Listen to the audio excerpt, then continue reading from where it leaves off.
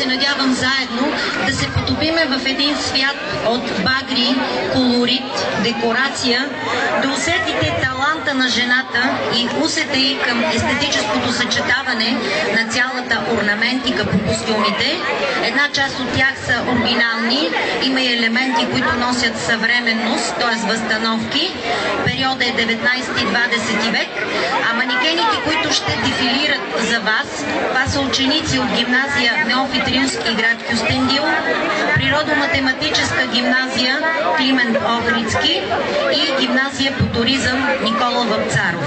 Като цяло дрехата има не само своето утилитарно предназначение, но по нея може да се определи пола, възрастта, семейното положение, религията.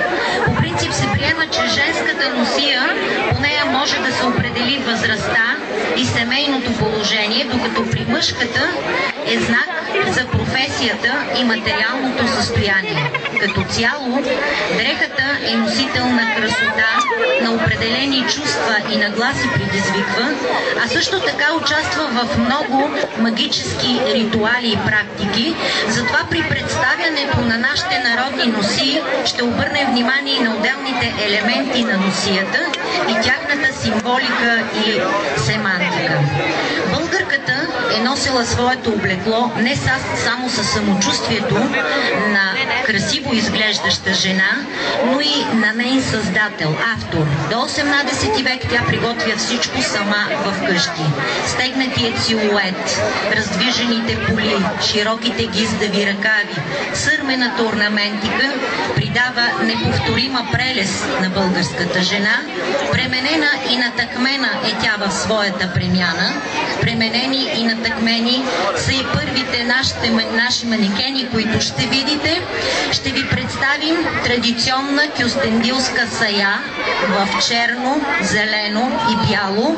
Тя е разтворена по цялата дължина и отново обърнете внимание на шевицата, която е на определени места при полите, при пазвата и при ръкавите.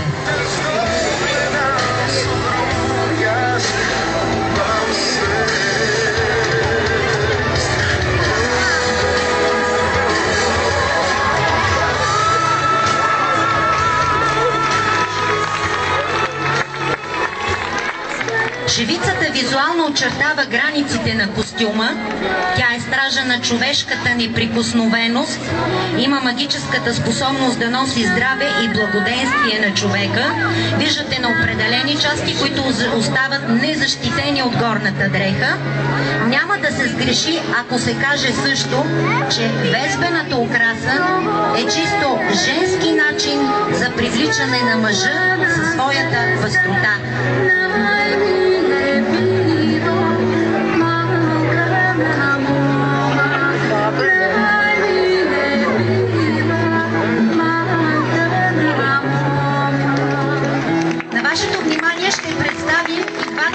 Мъжко облекло, като те съществуват последователно във времето. Първо е белодрешен костюм, който ще ви представим с горна дреха до лама, бели беневреци, калцуни. Виждате колко е привлекателен нашия манекен с усмивка. Белите беневреци са използвани и за да се демонстрира мъжкото начало, дори в отсъствието на собственика им, но той е тук. Нека да видим сега и чернодрешния костюм, който е с по-тъмен плат. При него са характерни гайтаните. Потурите са така наречените гайтанли. По принцип това съдържа и по-нов елемент. Оригиналните потури, както се казват, са тесни при крачолите и много широки в горната част. В кюстендилския край има едно любопитно поверие, че колкото са по-набрани и колкото по-дълбоко е дъното, толкова по-богат е неговия притежател. Ами и те потури имат дъно, така че добре е нашия манекен.